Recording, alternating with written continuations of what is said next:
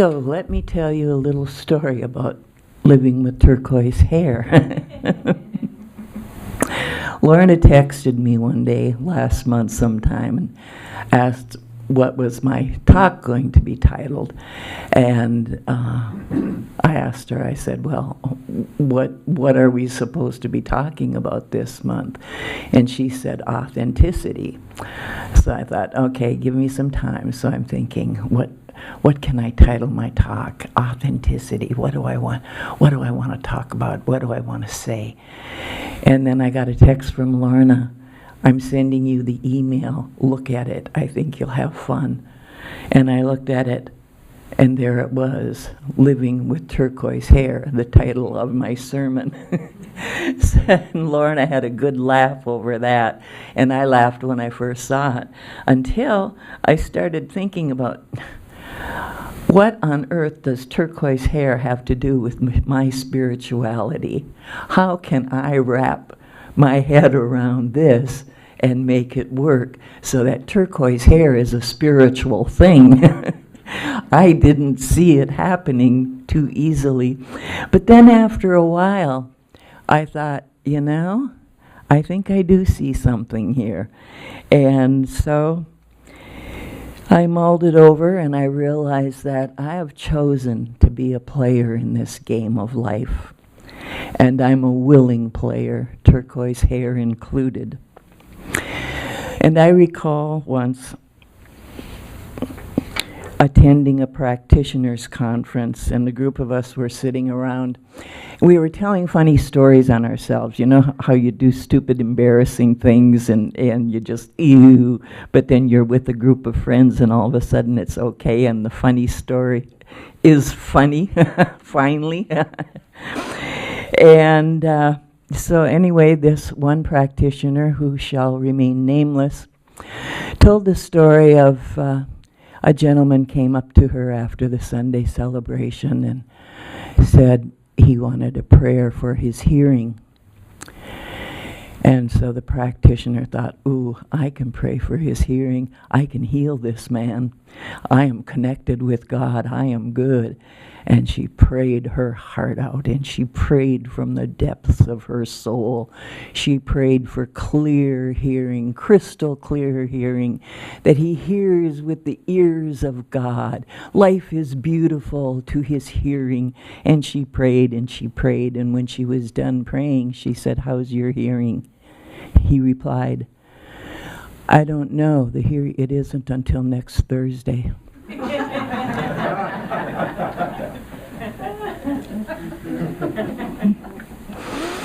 Prayer, activating the divine within.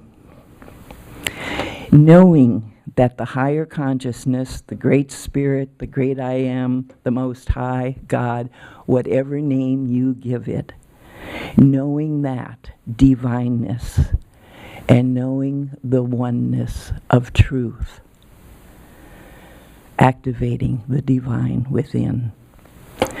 But once we know and understand the truth, we've got to do a little more than just know and understand and pat ourselves on the back because we understand metaphysical teachings. No, we have to begin to live our truth. And that journey to knowing thyself begins with loving yourself.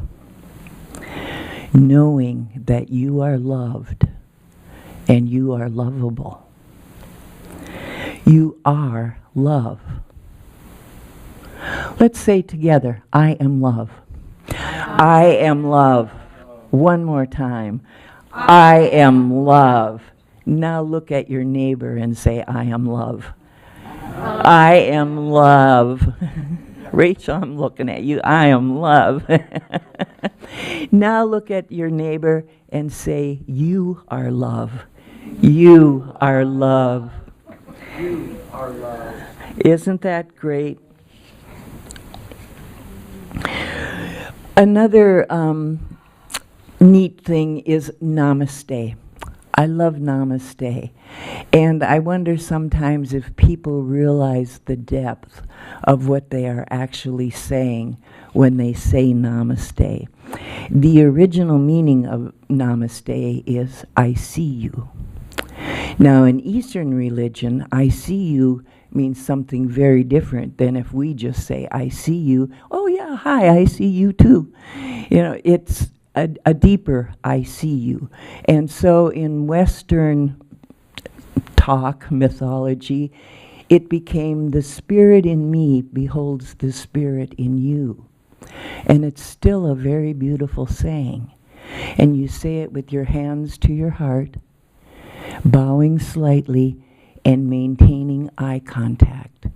And you say, Namaste. And you are saying, my soul is reaching out and touching your soul.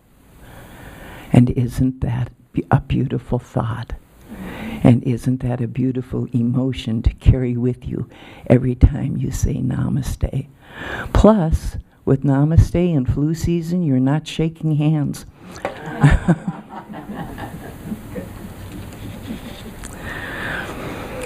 Now that namaste and the meaning of namaste is fresh in your mind, turn to your neighbor and do a namaste. Namaste. Is it a little bit different than how you've ever done it before? A little more meaningful?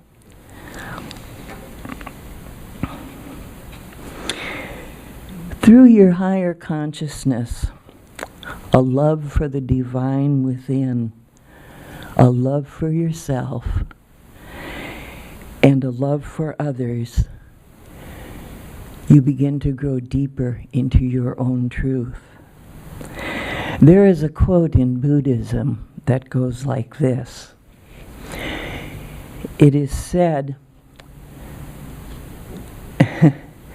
when you look into the mirror, you see two images, your spiritual self and your physical self. The one that emerges is the one you focus on. So do you look in the mirror and go, oh Lord, bad hair day. Oh, I've gained so much weight. Oh, this outfit looks terrible. Or do you look in the mirror and say, hello, I love you. You're going to have a beautiful day. Do you know God loves you too? And a whole bunch of people love you.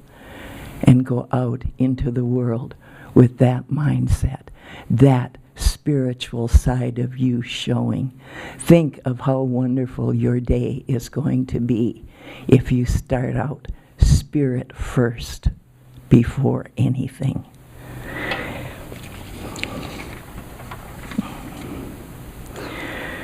When you begin to see that gentle, loving, compassionate, strong, wise self, that is the truth of you.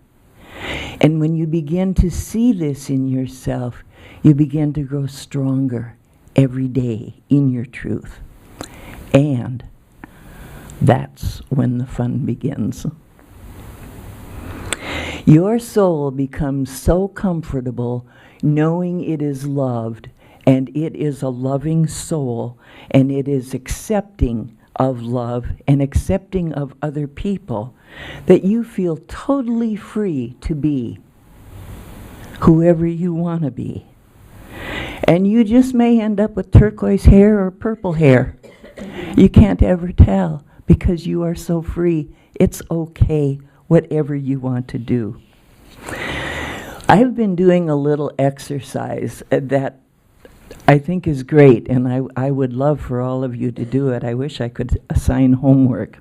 Okay, I'm assigning homework. This is a 21-day exercise. And every day for every 21 days, you write down 3 things that make you happy. Each and every day. I'm on day 16 today. And let me tell you what's happening to me. Everything makes me happy. I'm just a happy fool. I mean, It's ridiculous. I started out looking for happy, not even making 3 on my list. You know, that didn't make me that happy, not worth writing down. And then my mind slowly began to change. Watching my kitten bat dog food all over the kitchen floor makes me happy. It's a joyous thing to watch. Sitting outside in the morning with my cup of coffee before it's too warm makes me so happy. Just the little things in life. Begin to notice all those little things and the happiness that you find in those tiny little things. And pretty soon, you won't have to be looking for happiness. Happiness just is there all around you, and you see it in everything. So I guarantee if you do this little homework assignment, you will be looking a lot happier, finding happiness easier, and you'll become more spontaneous in yourself. Some days it's hard to list only 3 things because I've just been happy, happy, happy all day long. Try this, and I guarantee a change for you. And of course, the change is all in your thinking, which is the secret. We don't learn to love. We awaken to something already there. And then when we do venture beyond the personality, we find our own individual I am. You find your peace, and you are peace. You find your joy, and you are joy. Your purpose, your wisdom, your passion, and you are all of these things. These qualities and many, many more make up the you that is and the I am of you. And when you look upon the world totally with your I am, you are going to see a happy world. In seeing happy in all the things, and then you begin to see love in all things, and changes begin to happen. Love begets love. Happiness begets happiness. Give, and you shall receive. As you give out of happiness and love, you receive happiness and love, and much more good happens. God is experiencing joy, happiness, and love through you as you. Remember that. All your happiness and all your joy is going to and coming from the God within. Make God happy. And if we can change our thinking to that way, always putting our love out there first before we want to judge someone, we will be happier. And I'm going to close today with an affirmation by Michael Beckwith, the founder of Agape. In this moment, I acknowledge my natural ability to enter a conscious state of beholding the ecstatic being that I am. For this I was created, and it is now a priority in my life. With the courage of a spiritual warrior, I enter my spiritual adventure with trust, openness of mind and heart, and I surrender. Let's read that together, okay? If you want to read it out loud with me. In this moment, I acknowledge my natural ability to enter a conscious state of beholding the ecstatic being that I am. For this I was created, and it is now a priority in my life. With the courage of a spiritual warrior, I enter my spiritual adventure with trust, openness of mind and heart, and I surrender. Namaste. Okay. And now it is money time, right?